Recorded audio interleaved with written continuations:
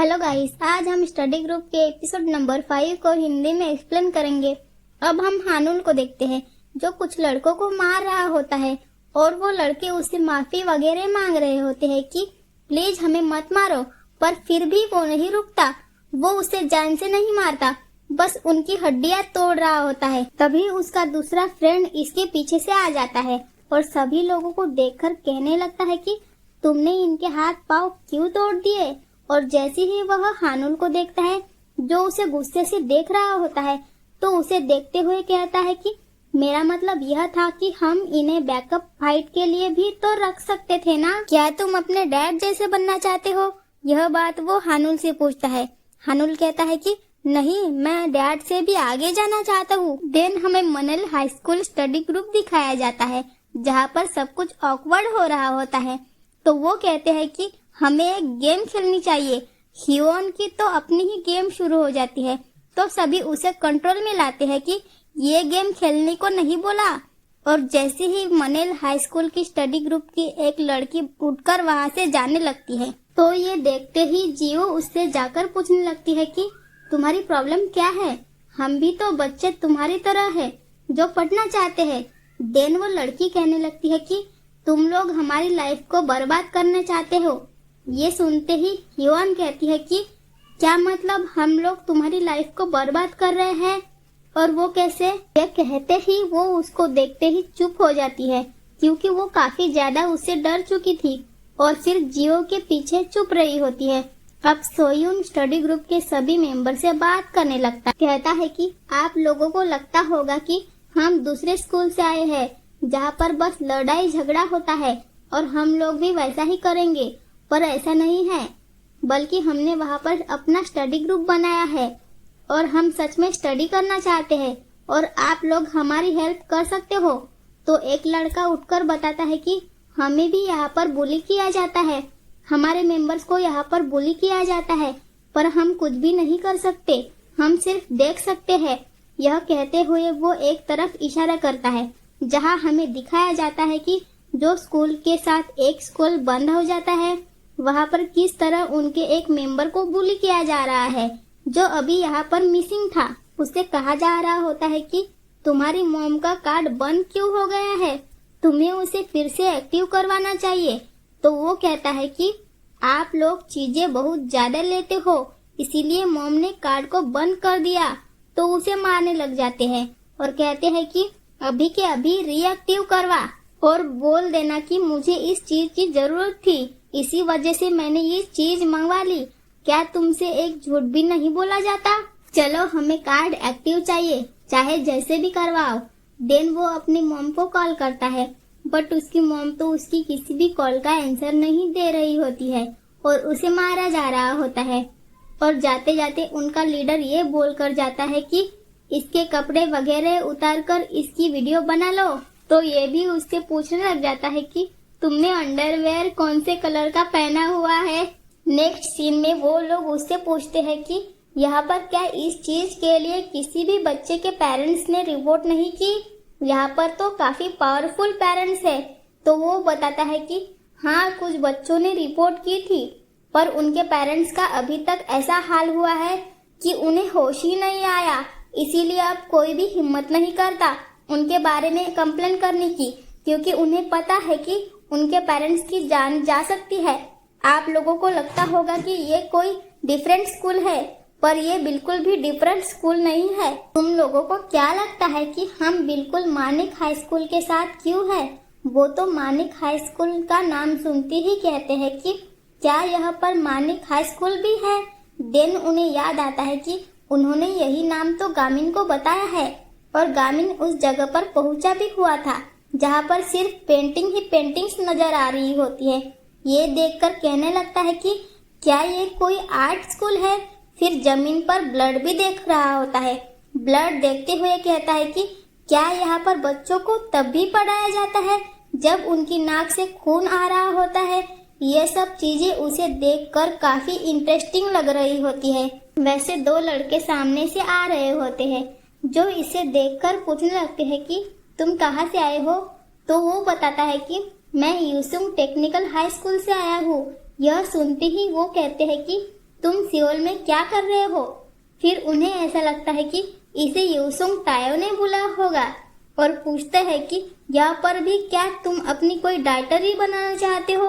यह सुनते ही वो पूछता है कि क्या मतलब? वैसे एक तीसरा लड़का भी पीछे से आ जाता है। अब गामिन के हाथ ग्लासेस भी लग चुकी थी। वो जैसे ही ग्लासेस उठाने के लिए नीचे होता है तो उस पर हमला हो जाता है और ग्लासेस दिखाते हुए कहते हैं कि कभी भी टॉप स्टूडेंट अपने ग्लासेस को ऐसे नहीं फेंकते। यहाँ पर मुझे पहले ही कुछ गड़बड़ लग रही थी, जबकि अंदर हमें वही लड़का दिखाया जाता है, स्टडी ग्रुप का मेंबर जिसे बुली किया जा रहा था और उसे कहा जा रहा होता है कि अपनी मॉम को कॉल करो। तो वो कहता है कि मेरी मॉम कॉल नहीं उठा रही, तो वो उसे जबरदस्ती कॉल करवा रहा होता है कि जल्दी करो। अब इसे बाहर से फाइटिंग की आवाज आ रही होती है।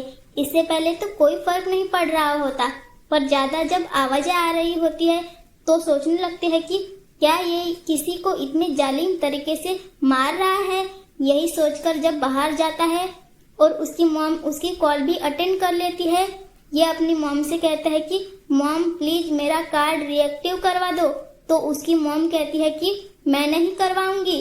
वो कहता है कि क्या आप अपने बेटे का मरा हुआ मुंह देखना चाहते हैं? और ये जो पर्सन इस रूम से बाहर गया था वो देखता है कि सभी उसके टीम मेंबर्स इधर उधर गिरे हुए हैं, उन्हें काफी ज्यादा मार पड़ी हुई है। और वैसे ही वो गामिन को भी देख लेता है जो इसे देख रहा होता है। इन सबको मारने के बाद अब गामिन उसे भी इसी दरवाजे के बाहर मारता है और दरवाजा भी टूट जाता है। और ये जो अपनी मॉम से अंदर कॉल पर बात कर रहा होता है और उसकी मॉम अभी तक नहीं मान रही होती, तो वह कहता है कि मॉम कोई बात नहीं, अब मानने की जरूरत नहीं है, क्योंकि उसे पता लग चुका था कि यहाँ पर उसे बचाने के लिए कोई आ चुका है और इन गुंडों से भी उसने पंगा ले लिया है। अब गामिन आकर उसको उसकी ग्लासेस वापस कर देता है और कहता है कि मुझे लगता है कि ये तुम्हारी ग्लासेस है। तो वो फौरन से अपनी ग्लासेस को पकड़ लेता है। अभी वो जैसे ही उससे बात करता है, इससे पहले गामिन को कॉल आती है और कॉल उसके स्टडी ग्रुप मेंबर की होती है, जो उसे कह रहे होते हैं कि क्या तुम मानिक हाई स्कूल में हो? तो वो कहता है कि हाँ, पर तुम लोग कहाँ पर हो? तो ये सभी हंसने लग जाते हैं और कहते हैं कि तुम्हें क्या वहाँ पर कोई न्यू हिस्ट्री बनानी है और तुम घंटों से हमारी कॉल क्यों नहीं उठा रहे थे? तो वो बताता है कि मेरा मोबाइल साइलेंट पर था ताकि मैं तंग ना होऊं। तो वो उसे बताते हैं कि हम मानिक हाई स्कूल में नहीं, बल्कि उसके साथ में जो मनेल हाई स्कूल है, हम वहाँ पर है। बस तुम्हें यल की जगह के बता दिया था जहाँ पर तुम हो। वहाँ पर क्या तुम्हें युनजुन को नाम कोई लड़का मिला है? ये नाम सुनते ही वो सामने वाले लड़के से पूछता है कि क्या तुम्हारा नाम मान युनजुन है? तो वो कहता है कि हाँ। तो ये उन्हें बताता है कि वो मेरे साथ ही है, मैं उसे अपने साथ ले आता हूँ। जून मिन उससे कहने लगता है कि प्लीज हमें यहाँ से जल्दी जाना होगा, क्योंकि अभी रियल मॉन्स्टर आने वाला होगा। उसके आने से पहले पहले यहाँ से जाना होगा। अभी यह बात कर ही रहा होता है, इतने टाइम में उसकी एंट्री हो भी जाती है, जो आते साथ ही कहता है कि क्या तुमने मेरे सभी आदमी को मारा है? तो ये भी उसे देखने के बाद पहले तो अपना मोबाइल वैसे ही कॉल पर चलते हुए टेबल पर रख देता है। पहली बार तो गामिन उससे मार खा लेता है और ये लोग कॉल पर सुन रहे होते हैं और दूसरा लड़का भी पास में सुनकर कहता है कि अब तो वो मुसीबत में पड़ चुके हैं। पर बाकी सब कहते हैं कि मुसीबत में वो नहीं, वो लोग पड़ चुके हैं, क्योंकि उन्हें गामिन पर यकीन होता है कि वो कभी भी किसी से हार नहीं सकता। और सच में गामिन ने अब अपनी ग्लासेस भी उतार ली थी और जब वो अपनी ग्लासेस उतार लेता है तो वो किसी को नहीं छोड़ता। अब मार खाने की बारी उसकी आ चुकी थी और गामिन उसको अच्छा खासा मारने के बाद जैसे ही जुनमिन की तरफ अपना हाथ बढ़ाता है ग्लासेस लेने के लिए, पर वो तो उससे हैंडशेक ही करने लगता है। तो गामिन कहता है कि मैंने अपने ग्लासेस मांगे हैं। अब ये उसको उसके ग्लासेस दे देता है और यह वापस अपने साथ लेकर उसको स्कूल में आ जाता है, जहाँ पर सभी स्टडी ग्रुप को लेकर डिस्कस कर रहे होते हैं कि स्टडी ग्रुप में क्या क्या चीजें इम्पोर्टेंट होती है। अब इनके हाई स्कूल में जाने का टाइम आ चुका था। सभी एक दूसरे के आमने सामने खड़े हो जाते हैं और जहाँ पर जियो भी उस लड़की से सॉरी करती है और कहती है कि मैंने तुम्हें गलत समझा था, तो वह कहती है कि मैंने भी आप लोगों को गलत समझा था। देन गामिन को जुनमिन कहता है कि क्या तुम साइड में आकर मुझसे बात कर सकते हो, तो वो उसके साथ साइड में चले जाता है। जुनमिन कहता है कि तुमने मुझे शायद पहचाना नहीं है, मैं पहले तो तुम्हें बताना नहीं चाहता था क्योंकि तुमने मुझे पहचाना नहीं। इनको गामिन को उसकी ग्लासेस लगाता है और फिर पूछता है कि क्या अब मैं तुम्हें याद हूँ। अब वैसे उसे याद आ जाता है कि ये तो कोई और नहीं है बल्कि वही लड़का है जिससे उसने जाकर पूछा था कि क्या तुम मुझे अपने स्टडी ग्रुप में ले सकते हो, लेकिन जुनमिन ने मना कर दिया था कि तुम बहुत ही लो रैंकिंग के बच्चे हो और मैं तुम्हें अपनी स्टडी ग्रुप में नहीं ले सकता, मैं फर्स्ट रैंक का बच्चा हूँ। तो ये उस चीज के लिए उसे सॉरी कहता है कि मैंने उस टाइम पर तुम्हें अपने स्टडी ग्रुप में नहीं लिया था, मैं तुम्हें अपने आप से बहुत ज्यादा नीचे समझता था। पर जिस टाइम में यहाँ पर आया, यहाँ पर आने के बाद मुझे रियलाइज हुआ कि मुझसे भी बहुत हाई रैंकिंग वाले बच्चे हैं और मैं तो उनके सामने कुछ भी नहीं हूँ और यहाँ पर आकर मुझे अपनी औकात समझ आ गई थी और मैं तुम्हें वहाँ पर भी नोटिस करता रहता था। तुम चाहे पढ़ने में अच्छे नहीं थे पर फिर भी तुम पढ़ाई में मेहनत करते रहते थे। देन गामिन उससे कहता है कि कोई बात नहीं, मुझे बुरा नहीं लगा था बल्कि मुझे अपने आप पर गुस्सा आता था कि मैं पढ़ाई में क्यों अच्छा नहीं हूँ, पर अब मेरे पास मेरे अपने स्टडी ग्रुप के मेंबर हैं और मैं इनके साथ काफी खुश हूँ। उसकी बात सुनकर जुनमिन भी इसके लिए खुश होता है और कहता है कि मुझे पता है कि तुम सिर्फ यहाँ पर नहीं बल्कि पूरी दुनिया में फर्स्ट रैंक पर आओगे। उसकी बात सुनने के बाद गामिन इमोशनल हो जाता है और यह चीज जुनमिन भी नोट कर लेता है कि उसकी आंखों में आंसू है, तो वो उससे पूछने लगता है कि क्या हुआ, क्या तुम रो रहे हो। गामिन वहाँ से जाने लगता है, जुनमिन भी उसके साथ साथ जाने लगता है, यह कहते हुए कि गामिन रो रहा है। अब ये सब अपने हाई स्कूल पहुँच जाते हैं। इन्हें पता लगता है कि हमें स्टडी ग्रुप का रूम मिल चुका है, तो ये लोग भागते हुए एक रूम की तरफ जाते हैं, पर ओपन करने पर पता लगता है कि वो तो बहुत ही ज्यादा गंदा रूम होता है जहाँ पर स्मोकिंग की जाती थी। पर फिर भी उस जगह को देखकर गामिन बिल्कुल भी उदास नहीं होता बल्कि खुश हो रहा होता है क्योंकि वो हर चीज को एक अच्छे पॉइंट ऑफ व्यू से देख रहा होता है और बाकी सब भी इस पॉइंट ऑफ व्यू से चीजों को देखने लग जाते हैं। और इसी बीच हियोन से विंडो की चीज भी टूट जाती है और फिर सभी लोग सोचते हैं कि हमें इस जगह को साफ करना चाहिए और अपना स्टडी रूम बनाना चाहिए। सभी इस जगह को साफ करने लग जाते हैं। अब हियोन जो काम कर रही होती है, सोयून उसकी हेल्प करने के लिए आ जाता है। वो सोयून की हेल्प लेने के बाद खुश हो जाती है और सोयून भी उसकी हेल्प करके खुश हो रहा होता है। जुनमिन बाहर कचरा फेंकने के लिए जाता है।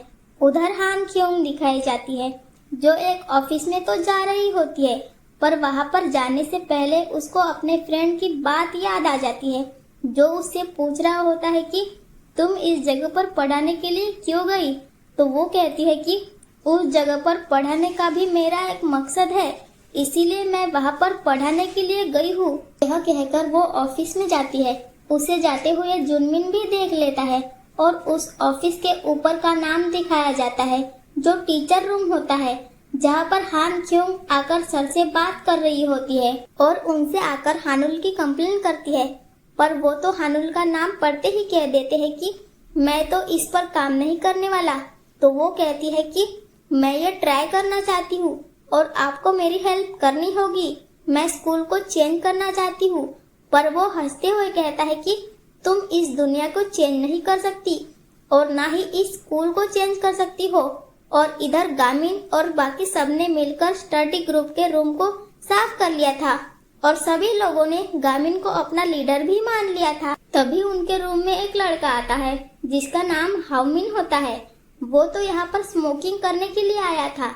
जगह को देखते हुए कहता है कि वाह, स्मोकिंग करने वाले एरिया को इतना साफ कर दिया, पर फिर भी मैं यहाँ पर आकर स्मोकिंग करूँगा। जियो को यह देखकर गुस्सा आ रहा होता है। वो जैसे ही उसको मारने के लिए आगे बढ़ने लगती है तो उसे रोक लिया जाता है कि नहीं करो। और वो गामिन को देखते हुए कहता है कि तुम नंबर 1 फाइटिंग में हो और मैं नंबर 1 ग्रेड्स में हूँ और तुम वो इडियट हो जिसे स्टडी का कुछ भी नहीं पता। ये कहते हुए अपनी सिगरेट उसकी कॉपी के ऊपर बुझा रहा होता है। यह देखकर तो गामिन को और भी गुस्सा आ रहा होता है, पर सोयून उसे आगे नहीं बढ़ने दे रहा होता। वो कहने लगता है कि तुमने इनको पढ़ाने पर पैसे लेने तो स्टार्ट नहीं कर दिए, क्योंकि तुमने तो पैसे कमाने थे ना। शायद तुमने प्राइवेट ट्यूटरिंग स्टार्ट कर दी हो। चलो हम फ्रेंडली कंपटीशन करेंगे। तभी वहाँ पर हान क्योंग आ जाती है। वो हान क्योंग को देखते ही कहता है कि हेलो मैम, और ये कहकर वहाँ से चला जाता है। जैसे ही हान क्योंग आती है तो गामिन उससे पूछने लगता है कि मिड टर्म आने में अभी कितना टाइम है। हान क्योंग कहती है कि उससे पहले आप लोगों को एक दूसरे के बारे में जान लेना चाहिए। ये कहते हुए सभी लोगों की रैंकिंग बताने लग जाती है। जैसे ही जियो की रैंकिंग बताई जाती है तो सभी उस पर हंस रहे होते हैं। तो वो कहती है कि मैं तुम्हारी भी देख लेती हूँ, और सच में उसकी रैंकिंग उससे ऊपर होती है। जो जुनमिन उस पर हंस रहा था तो जियो कहने लगती है कि मैं जुन से भी पीछे हूँ।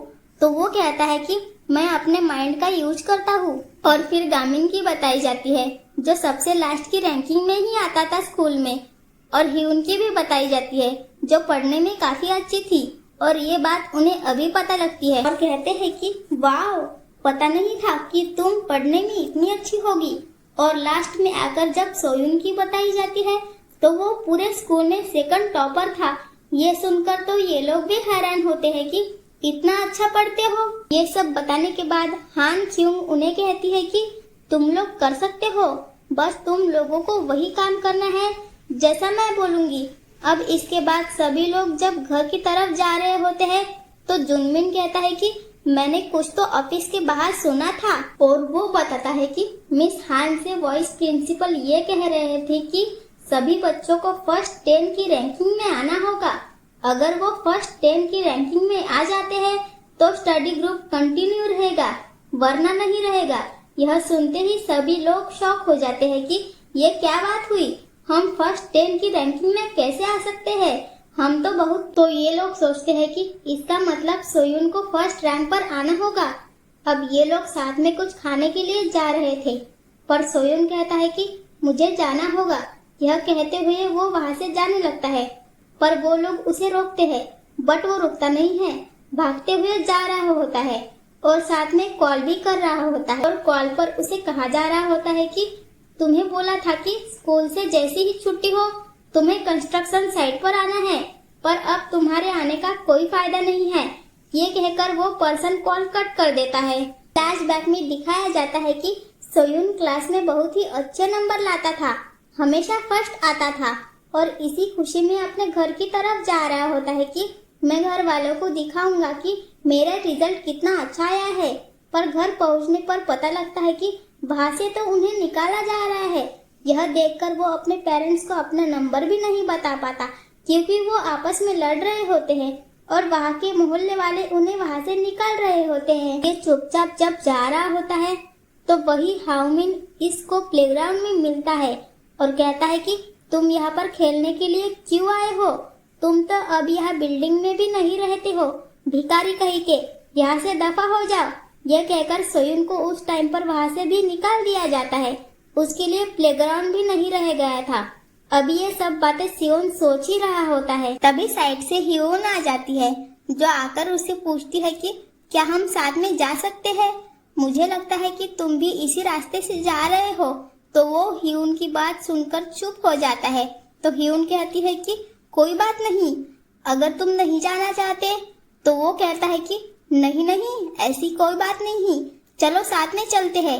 ये कहते हुए उसके साथ चलने लगती है। चलते चलते उसको थैंक्स कहती है। तो वो उससे पूछता है कि थैंक्स किस बात के लिए। तो वो उसे बताती है कि उस दिन के लिए जब हम दोनों ने पुलिस स्टेशन जाना था और मैं बात नहीं कर पाई थी, पर तुमने मुझे समझाया, फिर वहाँ पर जाकर बहुत अच्छे से एक्सप्लेन भी किया। अगर तुम ना होते तो मैं कभी भी पुलिस स्टेशन में ना जाती, ये सब तुम्हारी वजह से हुआ है। तो वो कहता है कि मेरी वजह से नहीं, बल्कि गामिन हर चीज कर रहा है, वो बहुत अच्छे से गुंडों को सबक भी सिखा रहा है और बुरे लड़कों का सामना भी कर रहा है, मैं तो कुछ भी नहीं हूँ। तो हियोन उसकी बात सुनकर उसे कहती है कि तुम कुछ ज्यादा ही अपने आप को अंडर एस्टिमेट करते रहते हो। तुम्हें अपने बारे में ऐसा नहीं सोचना चाहिए। तुम अपनी जगह पर अच्छे हो और वो अपनी जगह पर अच्छा है। तभी हाओमिन उन दोनों को साथ में देख लेता है और उसके साथ कुछ और लोग भी होते हैं जो इसे देखने के बाद सोयुन को ऐसे जाने नहीं देने वाले थे। वो तो सोयुन को पकड़कर अपने पास ले आते हैं और उसे मारने लग जाते हैं। साथ में उसकी वीडियो भी बना रहे होते हैं। यह सब कुछ ह्यून देख रही होती है पर वो बर्दाश्त नहीं कर पा रही होती, पर उसे पता भी नहीं होता कि वो क्या करे। अभी वो चिल्लाकर कहती है कि बस कर दो। उसकी आवाज सुनकर लड़कियां उसे पकड़कर अपने पास लेकर आने लगती है। ये भिखारी तुम्हें एक रोल भी नहीं खिला पाएगा, तुम इसके साथ जा रही हो। और वो भी हंसकर बातें करते हुए, क्योंकि वो लोग सोयुन की गरीबी का बहुत ही ज्यादा मजाक बना रहे होते हैं और अभी तक सोयुन की मार खाते हुए वीडियो बना रहे थे। और अब तो ह्यून भी कुछ भी नहीं कर पा रही होती। अब सियोन को अच्छा खासा मारने के बाद वो अपने साथ सियोन को लेकर जा रहा होता है। तभी वहाँ पर गामिन आ जाता है और गामिन इसके साथ रॉक पेपर सीजर वाला गेम खेलता है, जिसमें पहले से इसने हाथ खड़ा किया हुआ था, जिसकी वजह से पेपर लग रहा होता है और ये आगे से सीजर कर देता है। अब इस गेम में वो हार जाता है और जब जब हारेगा तब तक उसे गामिन से मार पड़ेगी। और गामिन बस एक ही लगाता है इसके फोरहेड पर और ये दूर जाकर गिरता है और इसको ब्लड भी आ रहा होता है, क्योंकि वो काफी जोर से इसे मारता है। फिर से वो उठकर इसके पास आता है और गामिन वापस से इसे मारता है। अब ये देखकर जो हामिन के साथ लोग होते हैं वो वीडियोस और पिक्स बनाने लग जाते हैं। तभी गामिन उन लड़कियों के दोनों मोबाइल ऊपर की तरफ फेंकता है और उसे कैच करके वीडियोस को डिलीट कर देता है। ये देखकर वो सब डर के वहाँ से भाग जाते हैं। गामिन सोयुन के पास जाता है और उससे पूछता है कि तुम ठीक तो हो, पर वो उन लोगों से सॉरी कहता है और वहाँ से जाने लगते हैं। ये दोनों भागकर उसके पीछे जाते हैं और गामिन तो उसके साथ ही चलने लगता है और कहता है कि हम इन लोगों से हार नहीं सकते। तो वो कहता है कि असल में तुम हार नहीं सकते, मैं तो हारा हुआ हूँ। ये कहकर जा रहा होता है कि मुझे अकेले जाने दो। ये दोनों भी चुप करके उसे जाते हुए देख रहे होते हैं। जैसे ही सोयुन घर पर पहुँचता है तो उसके डैड उसे डांटने लग जाते हैं कि जब मैंने तुम्हें काम सीखने का कहा था तो तुम काम सीखने के लिए उस टाइम पर वहाँ क्यों नहीं पहुँचते। यह कहकर उसके डैड उसे मारने लगते हैं, पर वो अपने डैड से कहता है कि मुझे मारो मत, मैंने बोला ना मैं आपके सारे कर्जे चुका दूंगा। जब वो इस तरह से अपने डैड को जवाब देता है तो उसके डैड कहने लगते हैं कि तुम बिल्कुल अपनी माँ पर गए हो। तो सोयुन कहता है कि मेरी माँ से पहले वो आपकी वाइफ है, ये बात भी याद रखे। और कर्जे आपने और मॉम ने मिलकर चढ़ाया है और चुकाऊंगा मैं। जब मैं पढ़ रहा हूँ तो मुझे पढ़ने दे, पढ़ाई के बाद मैं सब पैसे दे दूंगा जॉब वगैरह करके। उसके डैड उसे कुछ कहते उससे पहले वो घर से बाहर आ जाता है। जैसे ही वो बाहर आता है वो देखता है कि गामिन उसका वेट कर रहा होता है। गामिन को देखकर सोयुन पूछता है कि तुम यहाँ पर क्यों हो। तो वो कहता है कि तुम में और मुझ में एक कॉमन चीज है और इसी की वजह से मैं तुम्हें अपने साथ लेकर जाना चाहता हूँ। 10 बजे से पहले हमें घर पहुँचना होगा। टैक्सी से अगर हम जाते हैं तो 10 बजे से पहले घर पहुँच जाएंगे।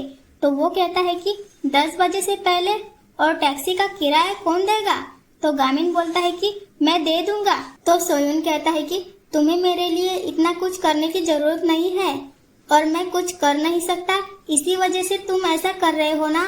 तो वो कहता है कि नहीं, दोस्त एक दूसरे की हेल्प करते हैं ना। तो सोयुन कहता है कि मैं ऐसा मत हूँ कि तुम मेरी हेल्प कर रहे हो, पर मैं ये चीज बिल्कुल भी डिजर्व नहीं करता। ये कहकर वहाँ से जाने लगता है। और गामिन, जिसकी मॉम का मैसेज आता है कि बस 10 बजने में थोड़ा ही टाइम रह गया है तो तुम्हें घर आ जाना चाहिए, पता है ना कर्फ्यू का टाइम क्या है। अब गामिन भी ये मैसेज देखने के बाद घर जाने का सोच रहा होता है, जबकि सोयुन जो सॉन्ग सिंग करते हुए जा रहा होता है वैसे ही उसे सामने से हाओमिन नजर आ जाता है जो कॉल पर किसी से बात कर रहा होता है। हाओमिन को देखते ही ये जल्दी से छुप जाता है और यहाँ गामिन जो टैक्सी लेकर घर वापस जा रहा था, पर फिर भी उसको बस सोयुन का ही ख्याल आ रहा होता है। अब ये टैक्सी में टाइम भी देख रहा होता है जो कि 10 बजने ही वाले होते हैं। 10 बजने में सिर्फ 1 ही मिनट रह गया था, जबकि इधर सोयुन जो हाओमिन से बचकर भाग रहा होता है वैसे उसका सामना वापस से हाओमिन से हो जाता है। हाओमिन कहने लगता है कि बस तुम्हारी किस्मत बहुत ज्यादा खराब है, इसी वजह से फिर से तुम मेरे सामने आ गए हो। अभी हाओमिन बात कर ही रहा होता है, तभी सोयून को कॉल आता है।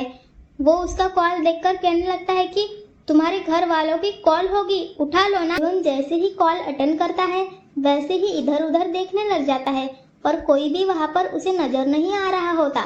और हाओमिन भी मारने लगता है।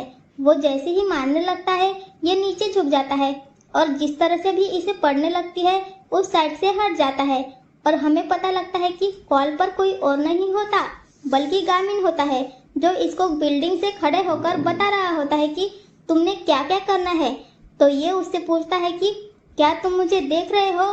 तो वो कहता है कि हाँ, मैं तुम्हें देख रहा हूँ और मुझे पता है कि तुम हाओमिन को हरा सकते हो। तो वो उसे कहता है कि तुम बॉक्सिंग की तरह हाथ बना लो। तो यह बॉक्सिंग की तरह हाथ बना लेता है हाओमिन के साथ फुल फाइटिंग करने के लिए। और जैसे जैसे गामिन कह रहा होता है वो वैसे वैसे उसे मार रहा होता है। पर जैसे ही गामिन की कॉल कट हो जाती है तो ये हेलो हेलो करता ही रह जाता है और अब ये हाओमिन का सामना नहीं कर पा रहा होता है, जिसकी वजह से हाओमिन उसको बहुत ज्यादा मारने लग जाता है। यहाँ पर गामिन को पता ही नहीं होता कि उसकी कॉल कट हो गई है। वो बताने की कोशिश कर रहा होता है, फिर देखता है कि वो इसकी बात क्यों नहीं मान रहा और मोबाइल देखने पे पता लगता है कि उसके मोबाइल की तो बैटरी लो हो चुकी है। तो वो बिल्डिंग से नीचे की तरफ भागता है उसे बचाने के लिए। और यहाँ सोयून जो सोचता है कि उसको बिल्कुल सही सी वार करना है, वही सोचते हुए उसमें इतनी पावर आ जाती है कि वो हाओमिन का मुकाबला कर लेता है और उसको मारकर नीचे गिरा देता है। जब तक गामिन उसको बचाने के लिए आता है और ये गामिन को देखते ही खुश होकर उसे बताता है कि मैंने कर दिखाया, इस बार मैं जीत गया। और इसी के साथ ये एपिसोड यहीं पर खत्म हो जाता है।